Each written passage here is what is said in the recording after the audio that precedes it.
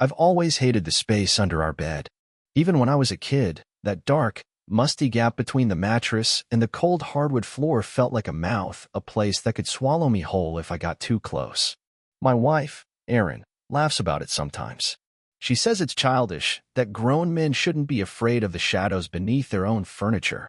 But fear is never reasonable, is it? We just moved into this house 6 months ago, an old craftsman on the edge of a small Ohio town. Erin fell in love with its charm. The creaking floors, the hand-carved banisters, the wraparound porch. I loved it too, at first. The price was almost suspiciously low, but when the realtor said the last owners left in a hurry to care for a sick relative, we didn't ask too many questions.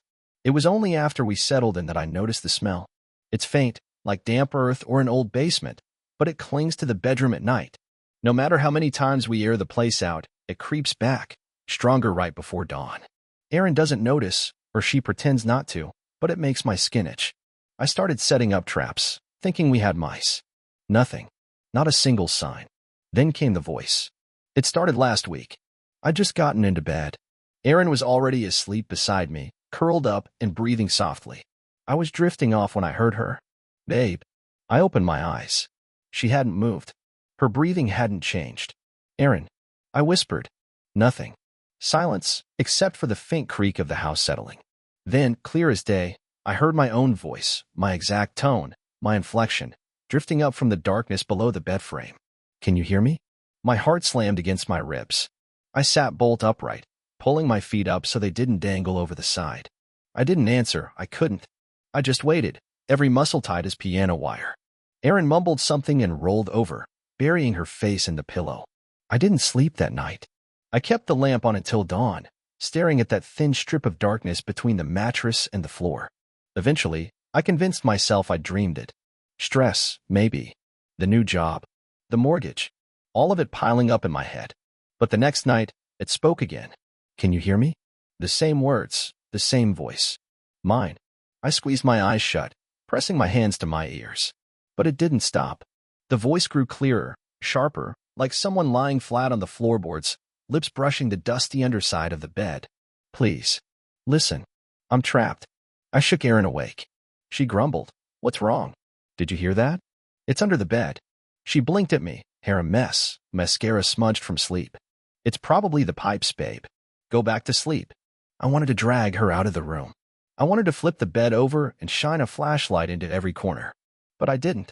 I lay there, trembling, until dawn washed the fear away like a bad dream. 2 nights later, it changed. I came home late from work. There'd been a power outage at the plant. Erin had already gone to bed. I stepped into the bedroom, kicked off my boots, and was about to sit down when I heard my voice again. But this time it was talking to Erin. "Shuh, it's okay. He doesn't need to know." I froze. Erin giggled, a sleepy, half-conscious sound. My stomach twisted. "You're safe with me," my voice whispered from under the bed. I flipped the bedside lamp on so fast it nearly broke. Erin squinted at me. "What are you doing?" "What were you doing?" "Who were you talking to?" She frowned, annoyed. "What?" "No one." I heard my voice. It was under the bed. She pulled the blanket over her head. "You need help." I dropped to my knees, ignoring the splinters digging into my skin. I grabbed my phone, turned on the flashlight, and peered under the bed. Empty. Just dust bunnies and an old pair of Erin's socks. But the smell was stronger, thick, damp, moldy. I gagged, crawling back out. My reflection in the dresser mirror looked pale and sick. I didn't sleep that night either. In the morning, Erin pretended nothing was wrong. She made us eggs, kissed my cheek, asked about my day. But every time I caught her eye, she looked away too fast. That evening, I stayed in the living room, dozing on the couch with the TV on low. Around 2 in the morning, I woke up to a soft rustling. Footsteps. "Erin?" I sat up, my heart already pounding. "Babe." I called. No answer. Then I heard it, my voice, whispering just behind the couch. "Come back to bed." It sounded warm, familiar, like me on my best day. But the air felt wrong, heavy and cold like an open freezer. I forced myself to look over my shoulder. Nothing. I stood up, legs shaky, and stepped into the hallway. The bedroom door was cracked open. Inside, I could see Erin's shape under the covers. I took a step closer, and the floorboard beneath me groaned. From under the bed came a low giggle. My giggle. "Can you hear me?" This time, It was so close I could feel the breath on my bare feet. I slammed the door shut and stumbled back, knocking a picture frame off the wall. Erin didn't wake up, or maybe she didn't want to. I grabbed a chair and wedged it under the doorknob. Then I sat on the hallway floor until sunrise. I can't keep pretending I'm imagining this. I don't know what it wants or why it sounds like me. But tonight, I'm going to find out, even if I have to crawl under there myself. By the time the sun came up, I was still sitting in the hallway, staring at that bedroom door. Every creak, every groan of the old house made my pulse race. I kept expecting the doorknob to rattle or for that voice, my voice, to slide under the crack and call my name again. But the house stayed still, almost too still. Around 7 a.m., Erin opened the door, pushing the chair aside like it was nothing.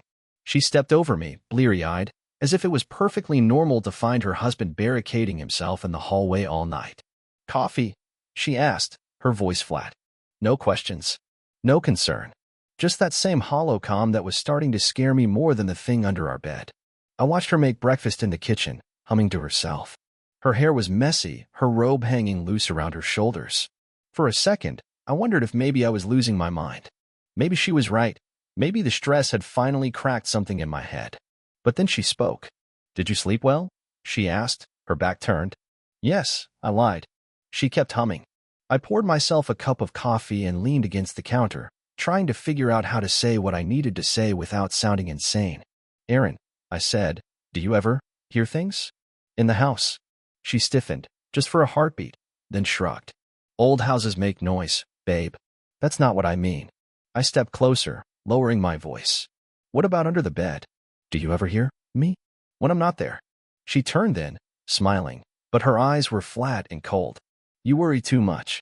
I opened my mouth to push further, but she pressed her finger to my lips. "Let's not talk about that," she whispered. "Not at breakfast." I spent the rest of the day in the garage, pretending to work on the car just so I didn't have to be inside. Every time I closed my eyes, I heard that voice, my voice, whispering in the back of my mind. I replayed every word it had said. "Can you hear me? I'm trapped. You're safe with me." None of it made sense. When dusk settled in, I found myself standing at the foot of our bed, staring down at the shadowy gap between the box spring and the floor. Erin was brushing her teeth in the bathroom, the sound of running water just a thin barrier between me and whatever might be listening down there. I knelt down, phone in hand, and flicked on the flashlight. The beam cut through the darkness under the bed, old suitcases, dust bunnies, a pair of slippers. Nothing else. But the smell was back. Stronger now. Like wet earth and something else, something metallic. My throat clenched as I crawled a few inches closer, the wooden floor pressing cold against my chest. "Can you hear me?" I whispered. Silence. I was about to pull back when I heard it, the softest scrape of fingernails on the floorboards, inches from my face. Then my voice, so clear I felt the vibration in my own bones. "Come closer." My breath caught in my throat. I held the phone out, the flashlight's beam trembling as my hand shook. And then I saw it, just for a second. A shape, pale and shifting, pressed up against the far wall under the bed. It looked like me, but wrong. The face was blurry, the eyes too wide. The mouth hung open, and inside was only darkness. I scrambled back so fast I hit my head on the nightstand. Erin came in then, toothbrush in hand, staring down at me with that same unsettling calm. "What happened?" she asked, her voice muffled by toothpaste foam. "Did you see it? Did you see it?" I gasped. "See what?" "Under the bed. It's me, or it looks like me." She spit into the sink, wiped her mouth, and knelt beside me. "You need sleep." She guided me to bed like a child, tucking me in, smoothing my hair back. Her hands were gentle, but her eyes, they never blinked. I lay there in the dark, staring at the ceiling while Erin's breathing settled into a slow, steady rhythm beside me. But every so often, I'd hear it, a second version of my breath, softer, raspier, echoing mine. I squeezed my eyes shut, counting down the seconds until morning. The next day, I did something I'm not proud of. I went through Erin's phone while she was in the shower. She's always been protective of her privacy, but I was desperate. I found nothing, no calls, no messages, no weird recordings. Just a single note in her voice memos, an audio clip labeled, "him." I pressed play. Static. Then my voice, "Can you hear me? I'm trapped." My hands went cold. That was the first thing it ever said to me, but this recording was dated 2 weeks before I ever heard it. How? Why would she have that? Before I could think, I heard the shower cut off. I slipped the phone back on the nightstand and pretended to be asleep. That night, I didn't even bother trying to rest. I sat on the edge of the bed with a flashlight, a knife from the kitchen clutched tight in my hand. Aaron slept like a rock. Around 3 a.m., the voice came again, but this time it was angry. "Why won't you listen?" It scraped along the floorboards, echoing through the wood. I dropped to my knees, heart pounding, and whispered, "What are you?" No answer. Just that sickening smell, thicker now, like rot. I pushed my head under the bed, ignoring every instinct screaming at me to stop. My flashlight flickered, the battery dying. In the brief strobe of light, I saw it again, the copy of me, grinning wide in the dark. Its lips didn't move, but I heard the words in my head, like they were my own thoughts. She let me in. I jerked back so fast I cracked my skull on the bed frame. Aaron woke up, groggy, and found me on the floor, bleeding from a cut on my forehead. "Oh, baby," she crooned, cradling my face in her hands. "Look what you've done to yourself." I wanted to scream, to drag her out of this house, but I couldn't. My tongue felt heavy, my limbs weak. She led me to the bathroom, cleaned the cut, pressed her lips to my temple. "It's all in your head," she whispered. "Sleep now. Everything will be better in the morning." But I knew, even then, nothing would ever be better again. Because whatever that thing was, it wasn't just under our bed anymore. It was in her voice. It was in mine. And it was hungry. The cut on my forehead throbbed for days, a dull reminder that I was starting to lose the boundary between what was real and what wasn't. Erin didn't mention the incident again. She just hovered, too sweet, too careful, like she was handling fragile glass that might shatter if she breathed too hard. She wouldn't let me sleep on the couch anymore, either. Every time I tried to leave the bedroom, she'd stand in the doorway, arms crossed, smiling that thin, gentle smile. "You belong here with me," she'd say. "It's safer." But I knew she didn't mean safe for me. After the night it told me she let me in, I couldn't stop replaying every detail of how we'd moved here. The rush to sign the papers, the excuses the realtor made about the last owners. The strange way Erin insisted we take the master bedroom, the one with the wide, gaping space beneath the old bed frame. It felt intentional now, like I'd been herded into a trap I didn't even know I was walking into. I tried to confront her. I sat her down at the kitchen table one morning, my coffee untouched, my hands shaking. "Erin, what did you let in?" I asked, voice low so it wouldn't hear us. She didn't even flinch, just tilted her head, that smile never quite reaching her eyes. "Don't you trust me? Did you know about it before we moved here?" I pressed. "Is that why the last family left?" She sighed, leaning forward until her nose nearly touched mine. "You need to stop asking questions. You're making things worse. Tell me." I slammed my palm on the table. The noise echoed through the house. I heard something shift upstairs, like furniture scraping against the floor, or like something dragging itself out from under the bed. Erin's smile slipped. For a split second, her eyes looked wet, desperate. "It's too late," she whispered. "It wants you now. And it's so hungry." I recoiled, knocking my chair over. Erin didn't move, didn't blink. She just stared at me, like she was waiting for me to run. But I didn't. I couldn't. I felt nailed to the floor by that single word. Hungry. That night, I tried to stay awake, but exhaustion pinned my eyes shut.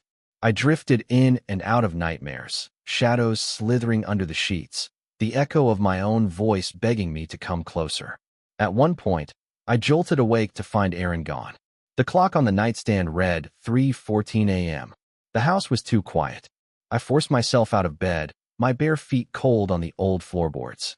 The smell hit me before I reached the bedroom door. That earthy rot, stronger than ever, almost sweet with decay. I crept down the hallway, following the faint sound of something. A whisper, soft and rhythmic. It was coming from the basement door. We rarely used the basement. It was unfinished, dark, full of spiderwebs and old boxes we never unpacked. I found Erin standing at the bottom of the basement steps, the weak bulb overhead flickering like a dying heartbeat. She was facing the far wall, her back to me, her hair hanging limp and damp like she'd just stepped out of the rain. "Erin," I croaked. She didn't turn around. "Erin, what are you doing?" She raised one finger to her lips. "Shoo." I realized then that she wasn't whispering. She was listening. And from somewhere behind that wall, I heard it, my voice, chanting the same word over and over. "Open. Open. Open." Erin pressed her palm flat against the concrete. The wall pulsed, as if breathing under her touch. I stumbled back, hitting the light switch, but the bulb sputtered out completely, plunging us into blackness. I heard her giggle, but it didn't sound like her anymore. It sounded like me. I ran. I didn't care about the noise. I nearly tripped over a box at the foot of the stairs and scrambled up, my knees banging against each step.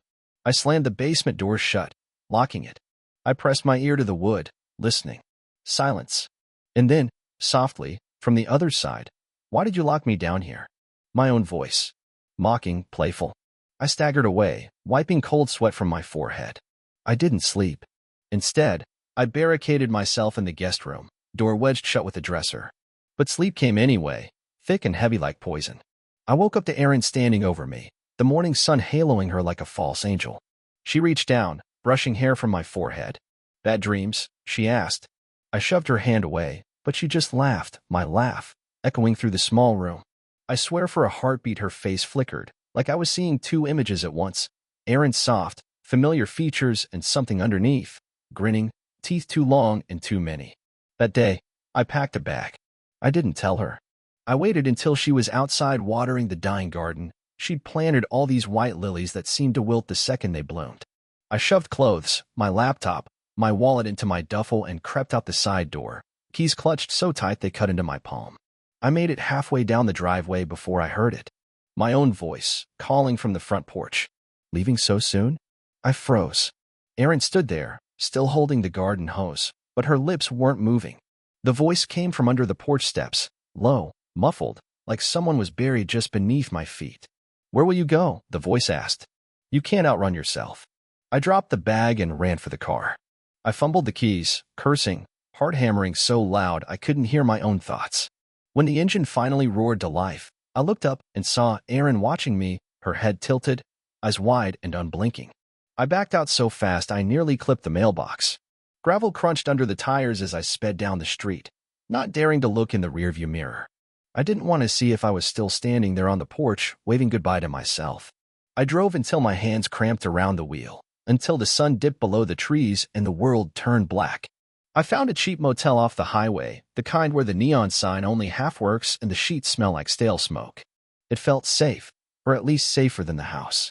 But when I laid down on the scratchy bedspread, I realized I could still hear it, my voice, whispering from the shadows in the corner of the room. "You can't run. You brought me with you." I didn't sleep that night. Not really.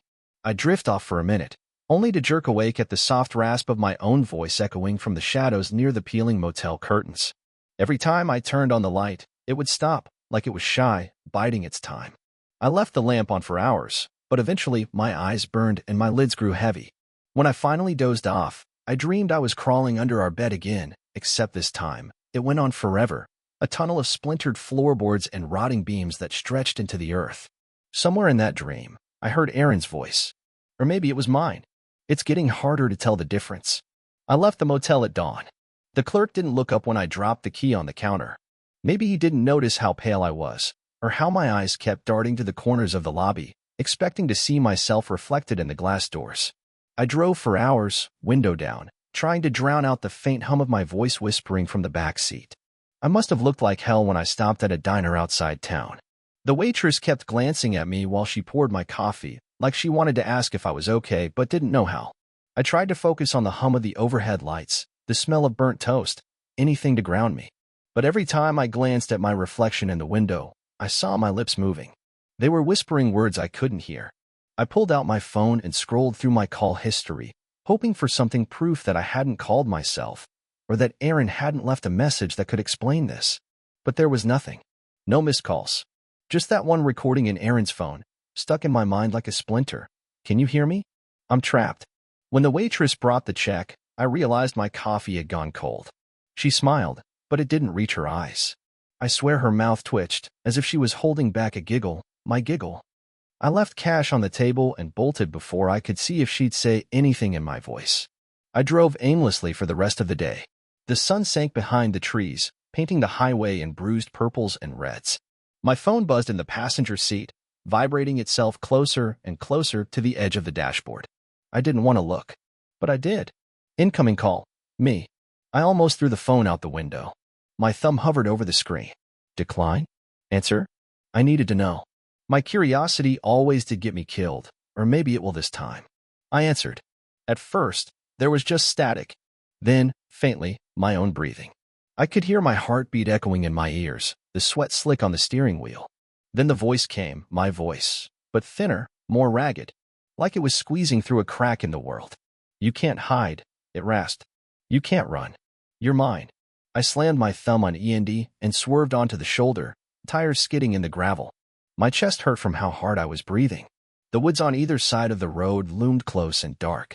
I killed the engine and sat there, staring at the trees, half expecting to see my own face grinning at me from the shadows. I don't know how long I sat there, but when I looked back at my phone, the screen was dark. Dead battery. Perfect. I grabbed my duffel bag from the back seat and stumbled down the slope into the trees, hoping I could find a motel, a gas station, anything. The deeper I went, the more the night pressed in on me. Every snapped twig behind me made me flinch. Every rustle in the brush felt like my own footstep, just a half-second out of sync. Eventually, I found a clearing. In the center stood a rusted metal playground, the kind you'd see behind an abandoned church, swings creaking in the wind. I dropped my bag at the edge and sat on a splintered bench. It was so quiet I could hear my blood rushing in my ears. That's when I heard the giggle. It came from under the slide. A dry, hollow laugh that made my teeth ache. I stood up slowly, the hairs on my neck prickling. Who's there? I called. My own voice bounced back at me from the trees. Who's there? I backed away, but the giggle came again, closer now, echoing from the metal tunnel of the slide. Come see, it whispered.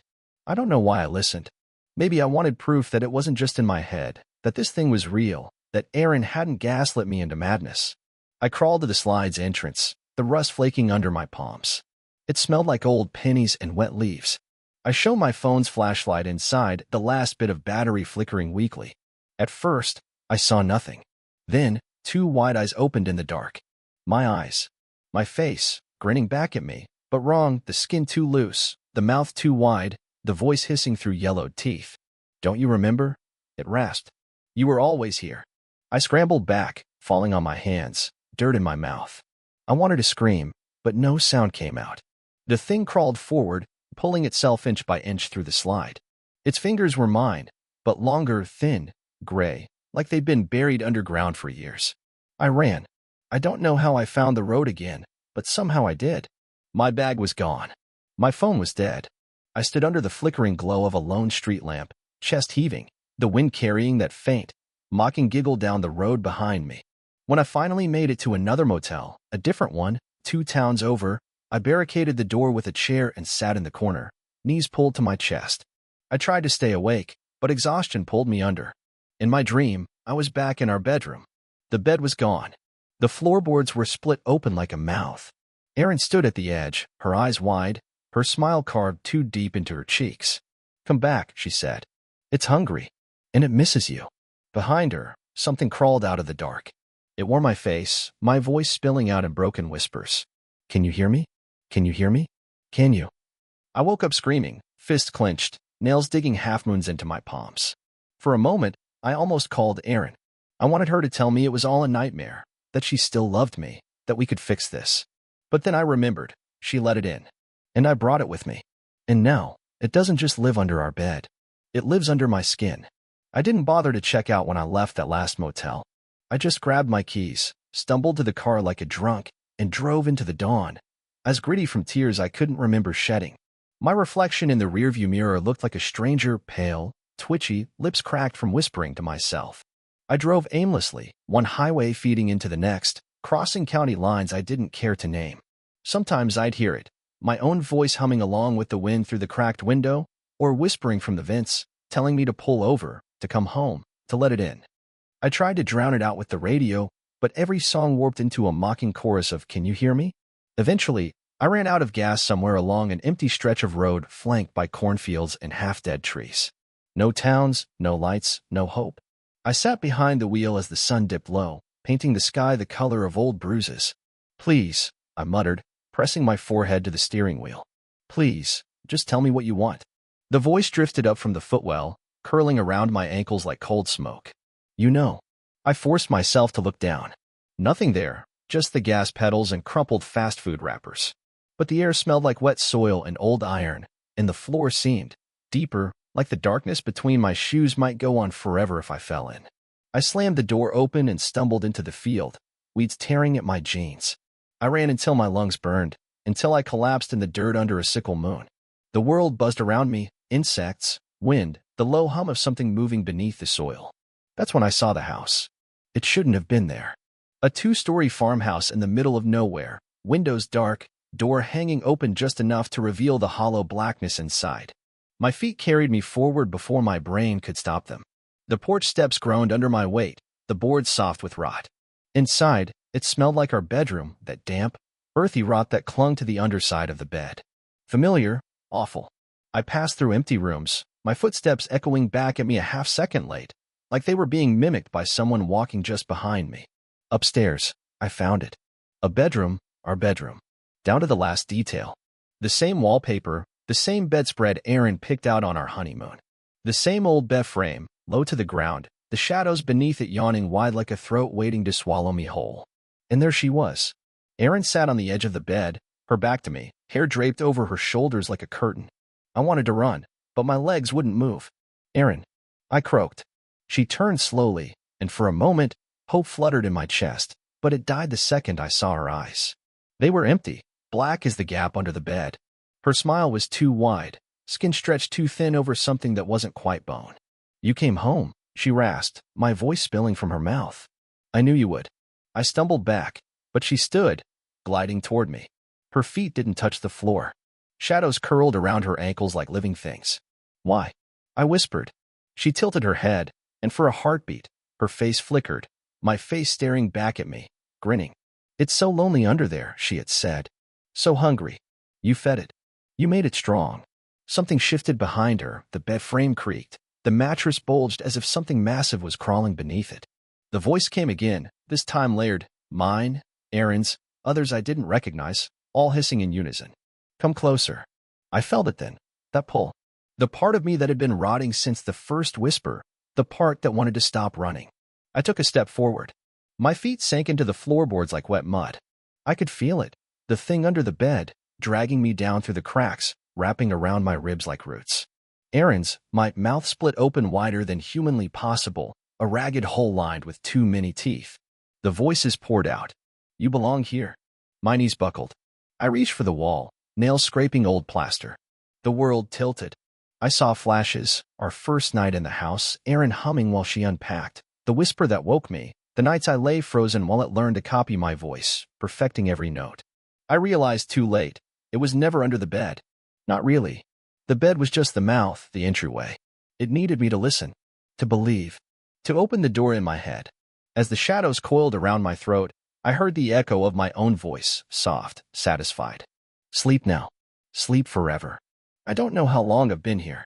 Sometimes I dream I'm back in the motel, scribbling these words on a cheap notepad, the ink smudged by sweat and tears.